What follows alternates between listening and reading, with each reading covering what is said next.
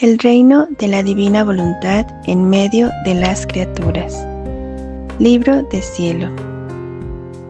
Llamada a las criaturas al orden, a su puesto y a la finalidad para la que fueron creadas por Dios.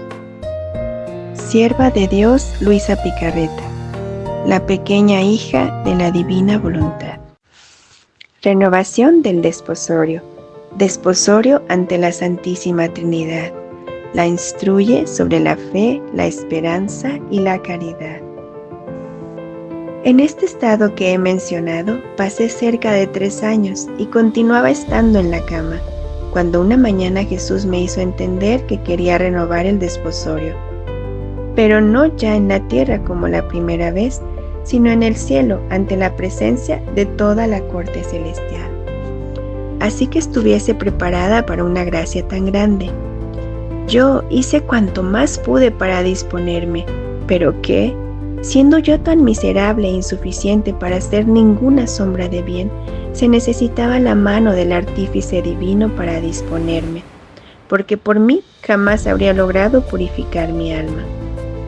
Una mañana, era la víspera de la Natividad de María Santísima. Mi siempre benigno Jesús vino Él mismo a disponerme. No hacía más que ir y venir continuamente. Ahora me hablaba de la fe y me dejaba. Yo me senté a infundir en el alma una vida de fe. Mi alma, tosca como me la sentía antes, ahora, después del hablar de Jesús, me la sentía ligerísima, en modo de penetrar en Dios. Y ahora miraba la potencia, ahora la santidad, ahora la bondad y demás. Y mi alma quedaba estupefacta en un mar de asombro y decía: potente Dios, ¿qué potencia ante ti no queda deshecha?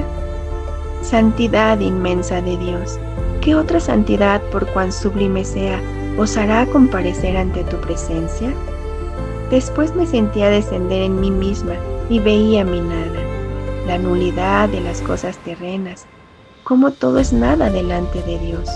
Yo me veía como un pequeño gusano todo lleno de polvo que me arrastraba para dar algún paso, y que para destruirme no se necesitaba sino que alguien me pusiera el pie encima, y con eso quedaba deshecha. Entonces, viéndome tan fea, casi no me atrevía a ir ante Dios, pero ante mi mente se presentaba su bondad y me sentía atraída como por un imán para ir hacia Él, y decía entre mí: si es santo, también es misericordioso. Si es potente, contiene también en sí plena y suma bondad. Me parecía que la bondad lo circundaba por fuera y lo inundaba por dentro. Cuando miraba la bondad de Dios me parecía que sobrepasa a todos los demás atributos, pero después, mirando los demás, los veía todos iguales en sí mismo, inmensos, inconmensurables e incomprensibles a la naturaleza humana.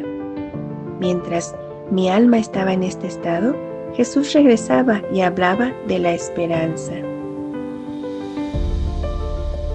Recuerdo algo confusamente, porque después de tanto tiempo es imposible recordar claramente, pero para cumplir la obediencia que así quiere, diré por cuanto pueda. Entonces decía Jesús, regresando a la fe: para obtenerla se necesita creer. Así como a la cabeza sin la vista de los ojos todo es tinieblas, todo es confusión, tanto que si quisiera caminar, ahora caería en un punto, ahora en otro, y terminaría con precipitarse del todo. Así el alma sin fe no hace otra cosa que ir en precipicio, porque la fe sirve de vista al alma y como luz que la guía a la vida eterna. Ahora, ¿de qué es alimentada esta luz de la fe? Por la esperanza. ¿Y de qué sustancia es esta luz de la fe y este alimento de la esperanza? La caridad. Estas 3 virtudes están injertadas entre ellas, de modo que una no puede estar sin la otra. En efecto, ¿de qué le sirve al hombre creer en las inmensas riquezas de la fe si no las espera para él? Las verá, sí, pero con mirada indiferente, porque sabe que no son suyas, pero la esperanza suministra las alas a la luz de la fe y esperando en los méritos de Jesucristo, las mira como suyas y viene a amarlas. La esperanza, decía Jesús, suministra al alma una vestidura de fuerza, casi de hierro, de modo que todos los enemigos con sus flechas no pueden herirla, y no solo herirla, sino que ni siquiera causarle la mínima molestia. Todo es tranquilidad en ella, todo es paz. Oh, es bello ver a esta alma investida por la esperanza, toda apoyada en su amado, toda desconfiada de sí y toda confiada en Dios. Desafía a los enemigos más fieros, es reina de sus pasiones, regula todo su interior, sus inclinaciones, los deseos, los latidos, los pensamientos, con una maestría tal que Jesús mismo queda enamorado porque ve que esta alma obra con tal coraje y fortaleza. Pero ella los toma y lo espera todo de él, tanto que Jesús, viendo esta firme esperanza, nada sabe negar a esta alma. Ahora, mientras Jesús hablaba de la esperanza, se retiraba un poco, dejándome una luz en la inteligencia. ¿Quién puede decir lo que comprendía sobre la esperanza? Si las otras virtudes todas sirven para embellecer al alma, pero nos pueden hacer vacilar y volvernos inconstantes. En cambio, la esperanza vuelve al alma firme y estable, como aquellos montes altos que no se pueden mover ni un poco.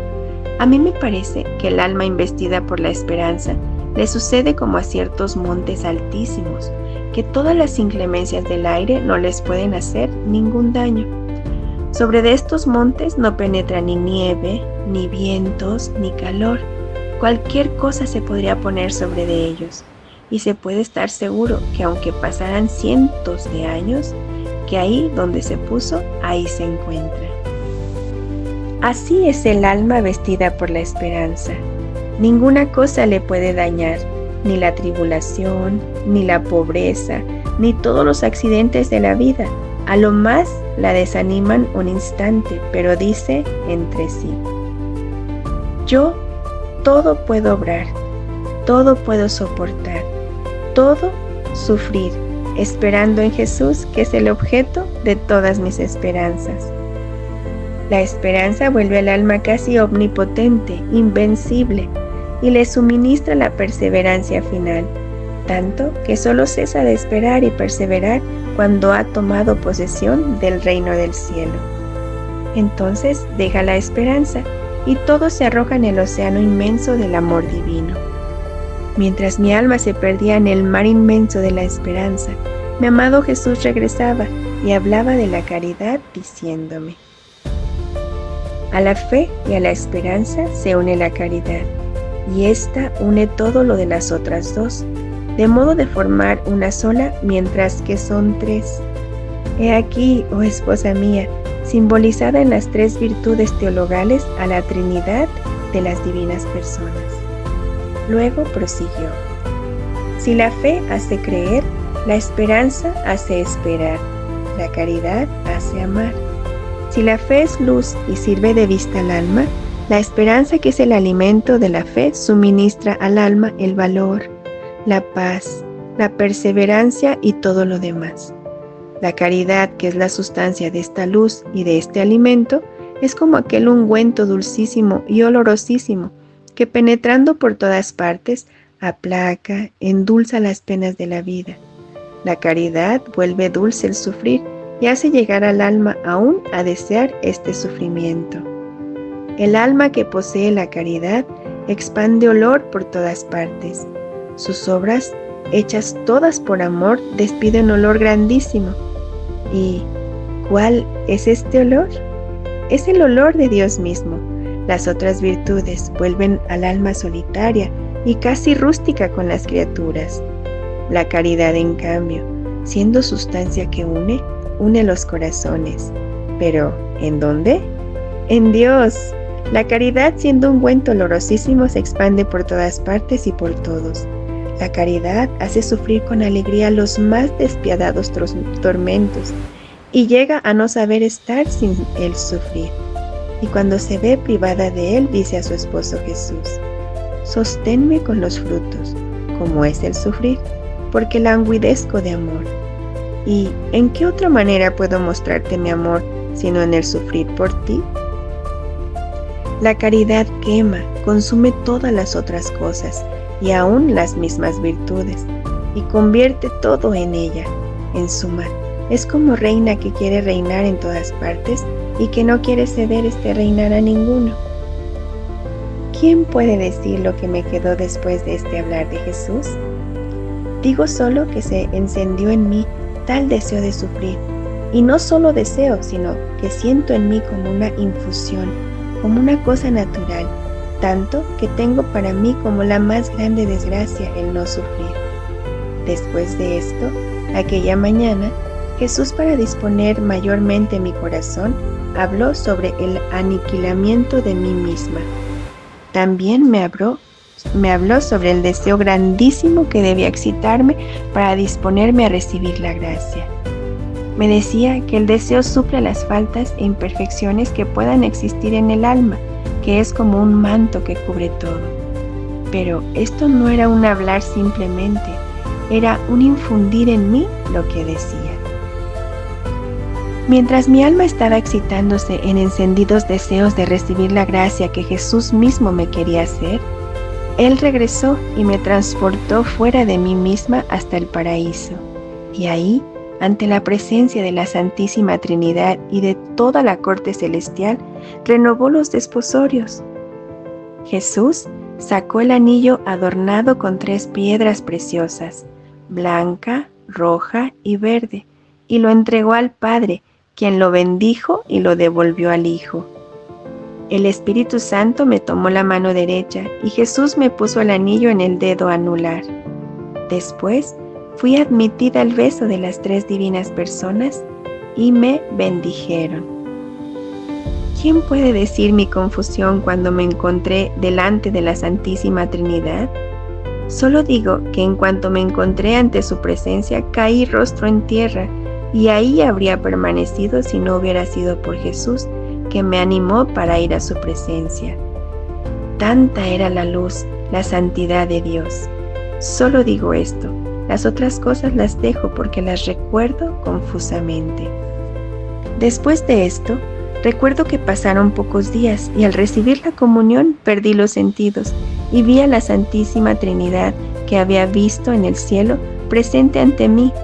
Enseguida me postré ante su presencia, la adoré, confesé mi nada.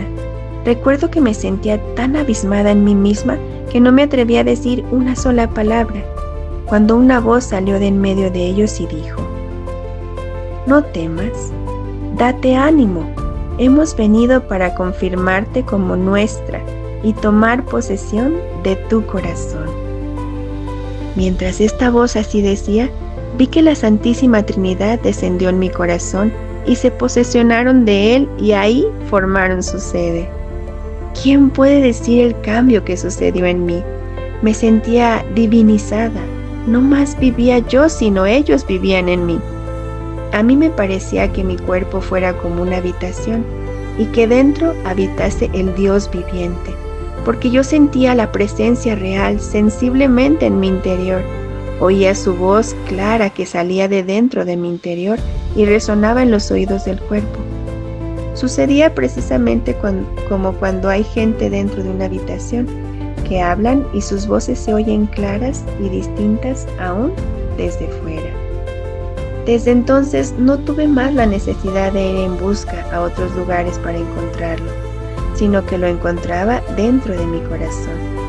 Y cuando algunas veces se ocultaba y yo he ido en busca de Jesús girando por el cielo y por la tierra, buscando a mi sumo y único bien, mientras me encontraba en la hoguera de las lágrimas, en la intensidad de los deseos, en las penas inenarrables por haberlo perdido, Jesús salía de dentro de mi interior y me decía: «Estoy aquí contigo, no me busques en otra parte». Yo, entre el asombro y el contento de haberlo encontrado, le decía: «Mi Jesús, ¿cómo toda esta mañana me has hecho tanto girar y girar para encontrarte y estabas aquí? Me lo podrías haber dicho, así no me hubiera afanado tanto. Dulce bien mío, amada vida mía, Mira cómo estoy cansada, no tengo más fuerza, me siento desfallecer. Ah, sosténme entre tus brazos, porque me siento morir. Y Jesús me tomaba entre sus brazos y me hacía reposar, y mientras reposaba me sentía restituir las fuerzas perdidas. Otras veces en este ocultamiento que Jesús hacía, y yo que iba en busca de Él, cuando se hacía oír dentro de mí y que después salía de dentro de mí, no solo Jesús, sino las tres divinas personas, las encontraba ahora en forma de tres niños graciosos y sumamente bellos. Ahora un solo cuerpo y tres cabezas distintas, pero de una misma semejanza, las tres iguales de atractivas. ¿Quién puede decir mi contento? Especialmente cuando veía a los tres niños y que yo los contenía a los tres entre mis brazos. Ahora besaba a uno, ahora al otro, y ellos me besaban a mí. Ahora uno se apoyaba en un hombro mío y el otro en el otro, y uno me quedaba de frente, y mientras me gozaba en ellos, con gran asombro hacía por mirar, y de tres encontraba a uno solo. Otra cosa que me maravillaba cuando me encontraba a estos tres niños era que lo mismo pesaba uno que los tres juntos. Tanto amor sentía yo por uno de estos niños como por los tres, y los tres me atraían del mismo modo. Para terminar de hablar de estos desposorios, tuve que pasar por alto algunas cosas para seguir el hilo, pero ahora me dispongo a